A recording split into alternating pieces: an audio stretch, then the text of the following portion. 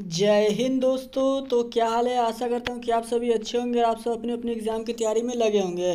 तो मेरे प्यारे दोस्तों, पिछली वीडियो में आपने देखा था बायोलॉजी के 1 से लेकर 30 तक के क्वेश्चन, जो कि पार्ट थर्ड था।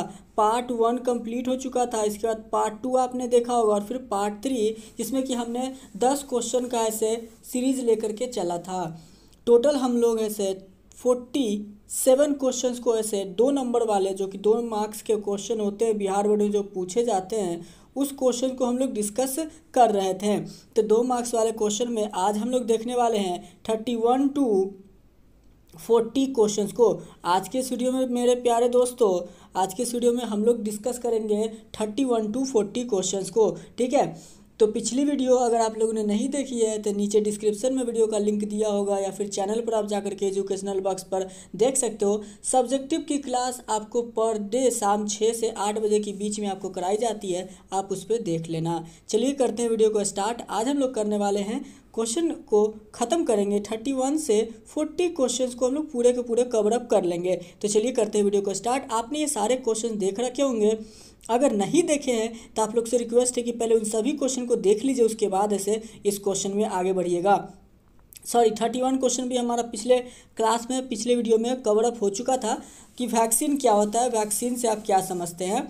तो आज के इस वीडियो में देखते हैं 32 क्वेश्चन। 30 नंबर 2 क्वेश्चन नंबर 32 बहुत इंपॉर्टेंट क्वेश्चन में से एक है। नेम सम मैंने एंटीबॉडीज़ पढ़ दिया। Name some antibiotics produced by micro organism.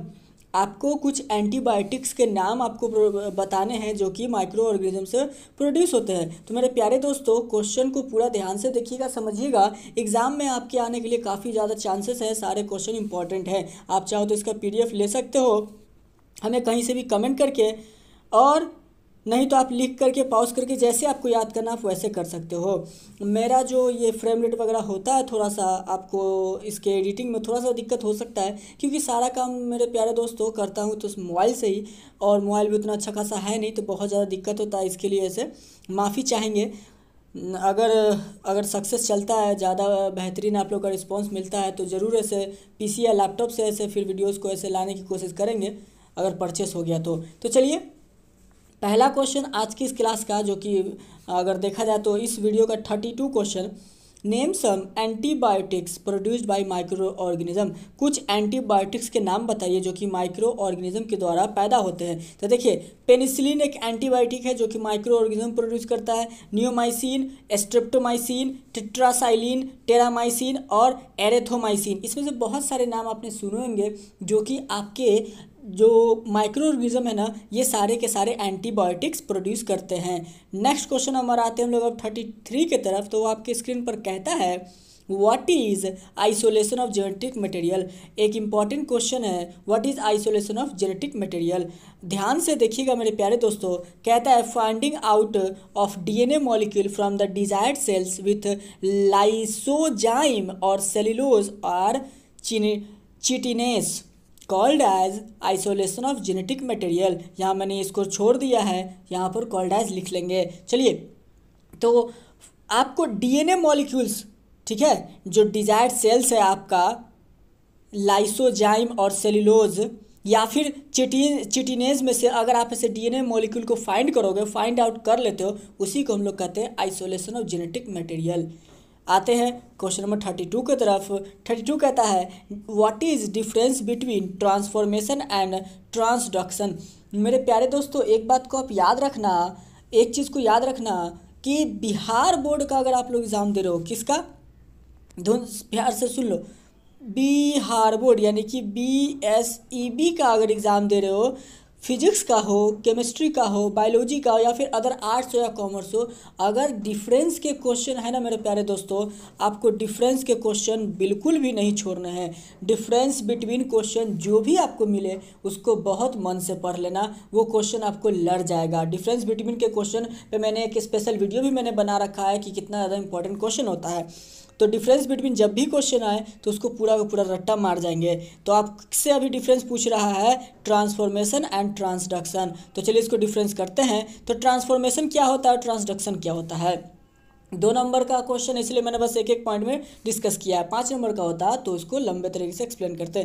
कहता है, change in genetic constitution of an organism by picking of genes present in the medium. देखिए चेंज कर देना, जो कि जेनेटिक कंस्टिट्यूशन है किसी भी ऑर्गेनिज्म का, उसको चेंज कर देना। चेंज अगर हम लोग करते हैं उसके जीन्स को उसके मीडियम से निकाल करके, तो उसको हम लोग कहते हैं ट्रांसफॉर्मेशन। चेंज का मतलब ही क्या होता है, अगर मान लीजिए बॉडी ट्रांसफॉर्मेशन तो चेंज, आप मान लीजिए पहले बहुत पतले थे तो बहुत ज़्यादा ऐसे अब हेवियर हो गए हैं, बॉडी बिल्डिंग कर चुके हैं, तो ट्रांसफॉर्मेशन हुआ ना, तो आपका चेंज हुआ बॉडी का। इसी तरीके से मान लीजिए बहुत ज़्यादा बल्की थे, मोटे थे, तो आप ऐसे पतले हो गए तो आपका चेंज हुआ। चलिए अब इसी में फिर ट्रांसडक्शन क्या है, तो ट्रांसडक्शन होता है जेनेटिक में चेंज, ठीक है, जो constitution of an organism through reproduction with virus.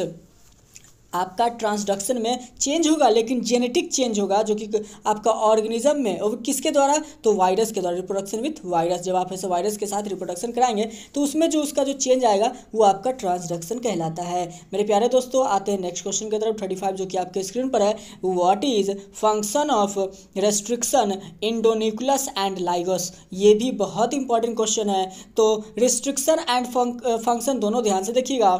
कहता है रिस्ट्रिक्शन एंडोन्यूक्लियस क्या होता है, तो ध्यान से, it cleave DNA duplex at any point except end. देखिए ये डीएनए डुप्लेक्स बना सकता है किसी भी पॉइंट पे, सिर्फ और सिर्फ इंड को छोड़ के, तो आपका रिस्ट्रिक्शन एंडोन्यूक्लियस कहलाता है। लाइगस होता है bind vector DNA segment with DNA of desired cells. ये बाइंड करता है वेक्टर डीएनए सेगमेंट को, किससे, तो डीएनए डिजायर्ड सेल से।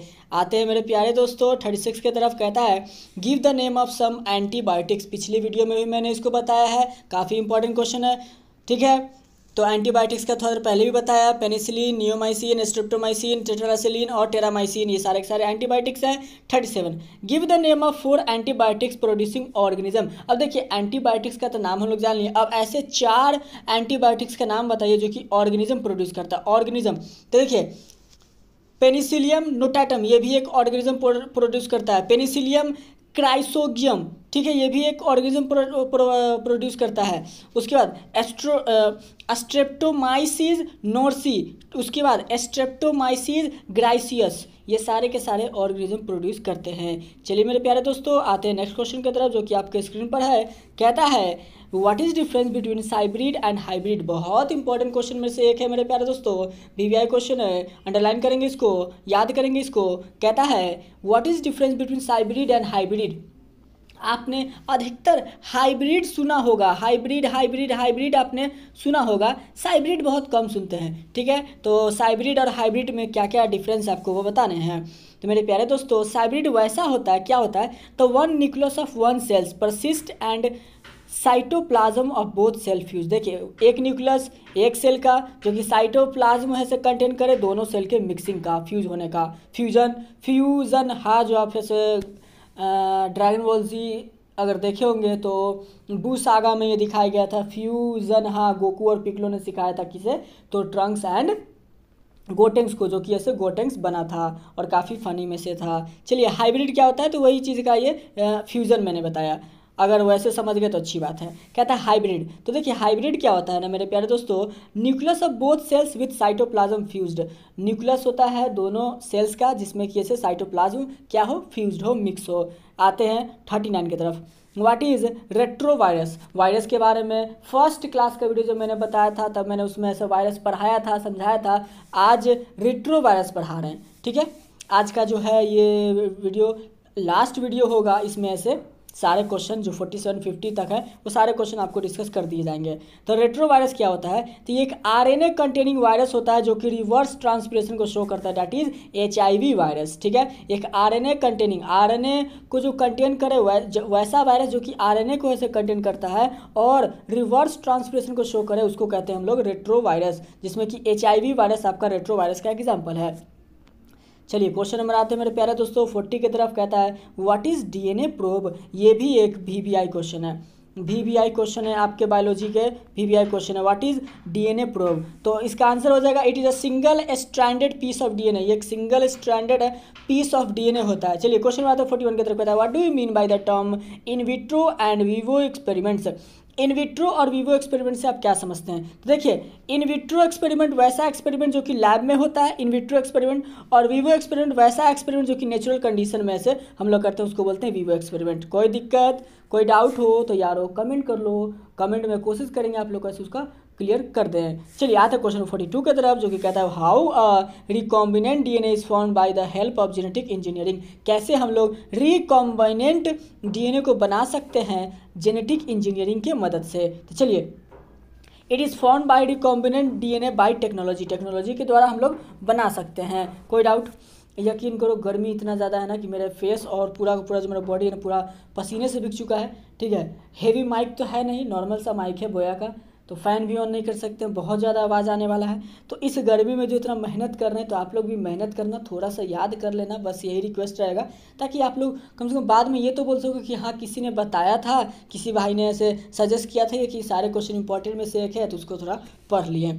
ठीक है, और अभी मेरा अगर देखा जाए तो मैंने जो शर्ट पहना है पूरा भीग चुका है, और मेरा जो पूरा फेस है ना वो भी पसीने से, और मेरा जो पसीना है पूरा पूरा जिससे मैं अभी रिकॉर्डिंग कर रहा हूँ उस पर पसीना टप टप जिसको बोलते हैं ना चूना, वो ऐसे भी गिर रहा है। ठीक है, तो फेस कैम तो कर नहीं रहे हैं, तो आपको पता चल जाता है। खैर चलिए क्वेश्चन में आते हैं। तो आप लोग बस जो मेहनत कर रहे हैं उस मेहनत का आप लोग फल इतना ही देना कि आप लोग इसको याद कर लेना। क्वेश्चन नंबर आते हैं 43 की तरफ। What is DNA primer. DNA primer क्या होता है? डीएनए प्राइमर वह क्या होता है, तो ध्यान से सुनिए। It is the synthetic small segment of DNA. ये एक छोटा सा पार्ट है डीएनए का जो कि कम्प्लीमेंट्री होता है segment of a DNA, specific किसी खास डीएनए का। कोई दिक्कत? चलिए आते हैं क्वेश्चन 44 की तरफ। Give the name of natural polymer which is extracted from seaweed. Sea algae से जो पॉलीमर निकलता है आप उसका नाम बताइए। तो सी एल्गी से एक ही पॉलीमर निकलता है अगर, और इस अगर को रट्टा मार के जाना बहुत इंपॉर्टेंट क्वेश्चन में से एक है, और अगर पे खासा क्वेश्चन बहुत इंपॉर्टेंट क्वेश्चन भी पूछते हैं, तो अगर को थोड़ा पढ़ भी लीजिएगा। चलिए नेक्स्ट क्वेश्चन आते हैं क्वेश्चन नंबर 45 की तरफ। मेरे प्यारे दोस्तों, DNA and proteins are macromolecules which among the two is bigger and how. DNA और जो प्रोटीन है, दो आपका है डीएनए और प्रोटीन, ये तो माइक्रोमोलिक्यूल्स है, तो बताना है कि इसमें से बड़ा कौन है और कैसे है। तो देखिए डीएनए आपका जो है ये बिगर है किससे? प्रोटीन से। डीएनए आपका DNA is bigger than proteins because protein is produce by coding A strand of DNA. ठीक है, क्यों? क्योंकि जो प्रोटीन प्रोड्यूस करता है वो डीएनए ही प्रोड्यूस करता है, वो भी कोडिंग स्ट्रैंड, तो इसीलिए डीएनए बिगर होता है प्रोटीन से। आते हैं मेरे प्यारे दोस्तों 46 की तरफ। पूरा जो पसीने से है मेरा मोबाइल पूरा भीग चुका है पसीना जो है ना वो पूरा पूरा मोबाइल पर ऐसे गिर रहा है, और उसको मैं पोंछ भी नहीं सकता हूँ क्योंकि पूरा पूरा डिस्प्ले आपका इधर से उधर हो जाएगा। खैर चलिए, what is symbiosis. Name two types of symbiosis. एक इंपॉर्टेंट क्वेश्चन 46। देखिए तो सिम्बायोसिस एक रिलेशन है दो लिविंग इंडिविजुअल्स का डिफरेंट स्पीसीज में, जो कि आइदर या तो बेनिफिटेड हो या फिर नहीं हो। पहला म्यूचुअलिज्म जिसमें दोनों बेनिफिटेड हो, दूसरा कॉमेंसलिज्म जिसमें एक बेनिफिटेड हो बट दूसरा बेनिफिटेड लेकिन हार्म नहीं हो। देखो फिर से एक बार समझ लो, सिम्बायोसिस वैसे को कहते हैं वैसा रिलेशनशिप दो लिविंग बीइंग के बीच में रिलेशनशिप। अब मान लीजिए ऐसे एक नॉर्मल एग्जांपल, सेक्स का एग्जांपल ले लेते हैं। ठीक है, थोड़ा सा ऑफेंड मत हो ना, मैं उसको एक्सप्लेन कर देता हूँ। कहते हैं कि अगर सेक्स की बात करें तो लड़कों को ज़्यादा ऐसे उसकी ज़रूरत पड़ती है, लेकिन ऐसा नहीं है, लड़कियों को भी उसका ज़रूरत होता है और लड़कियों को भी। अब फ़र्क यहाँ पर यह है ना कि लड़के 5 से 10 मिनट में मान लीजिए जो उनका कैपेसिटी है उसमें वो ऐसे सेटिस्फाई होकर के ख़त्म कर देते हैं, लेकिन लड़कियों में ऐसा नहीं है, उनको थोड़ा सा लॉन्ग टर्म के लिए चाहिए होता है, तो उन्हें थोड़ा सा दिक्कत होता है, और इसीलिए कहते हैं कि लड़कियों के लिए बोलते हैं कि सेक्स पसंद नहीं है या फिर सेक्स उनके लिए नहीं है, लड़कों के लिए। तो ये गलत बात है। तो इसमें क्या होता है, देखो लड़कों का तो फ़ायदा कि अपना 10 मिनट में काम हो गया तो उनका बेनिफिटेड है, ठीक है, लेकिन लड़कियों का उससे ज़्यादा मिलेगा तो उनको अच्छा है, उनको अच्छा लगेगा, उनको सेटिस्फैक्शन मिलेगा, लेकिन उनको कोई हानि नहीं है। तो इसी तरीके से सिम्बायोसिस भी है कि अगर आप ऐसे रिलेशनशिप कोई दो लिविंग इंडिविजुअल्स में है तो डिफरेंट स्पीसीज़ के साथ रखिए, ठीक है, जिसमें कि दोनों को दोनों स्पीसीज़ को फ़ायदा हो, लड़का लड़की दोनों को फ़ायदा हो। तो देखिए फ़ायदा दोनों के इसमें एक मैंने दोनों बता दिया, दोनों अगर लॉन्ग कर लेते हैं तो दोनों का फ़ायदा, दोनों को ज़्यादा ऐसे प्लेजर मिलने वाला है। इसी तरीके से दोनों को फ़ायदा है तो म्यूचुअलिज्म और कॉम्युनलिज्म जो कि 10 मिनट में लड़के अपना काम खत्म करके उसके बाद ऐसे छोड़ देते हैं, तो फिर सिर्फ और सिर्फ फ़ायदा लड़के का, लड़कियों का क्या होता है, तो उसमें लड़कियों का कोई नुकसान भी नहीं है। तो ये आपका कॉमेनेसलिज्म। तो आई होप सो कि इसमें आपको कोई दिक्कत ना हो, कोई डाउट हो तो कमेंट कर लेना। चलिए आते हैं क्वेश्चन 47 की तरफ। आई होप सो कि ये लास्ट ही क्वेश्चन है हमारे इस वीडियो का। Name the types of ecological pyramid. Ecological pyramid के आपको टाइप्स बताने हैं। तो देखिए इकोलॉजिकल पिरामिड के 3 टाइप्स होते हैं। ये जो देख रहे हो ये जो लाइन बन जा रहा है, ये पूरा पूरा पसीना जो है ना वो गिरा हुआ मोबाइल पे, इसके कारण से ये सीधा नहीं बन पा रहा है, यहाँ पर नहीं है लेकिन ये पूरे डिस्प्ले पे गिरा हुआ है। तो देखिए पिरामिड ऑफ नंबर तो ये माफ़ कीजिए, देखिए कैसे गलत हो जा रहा है। Pyramid of number, pyramid of biomass, और उसके बाद पिरामिड ऑफ एनर्जी। तो ये 3 होता है पिरामिड किस चीज़ के मेरे प्यारे दोस्तों, तो आपके इकोलॉजिकल पिरामिड होते हैं। तो आशा करते हैं कि ये सारे के सारे मैंने 1 से लेके 47 तक मैंने क्वेश्चंस को डिस्कस किया है, ठीक है।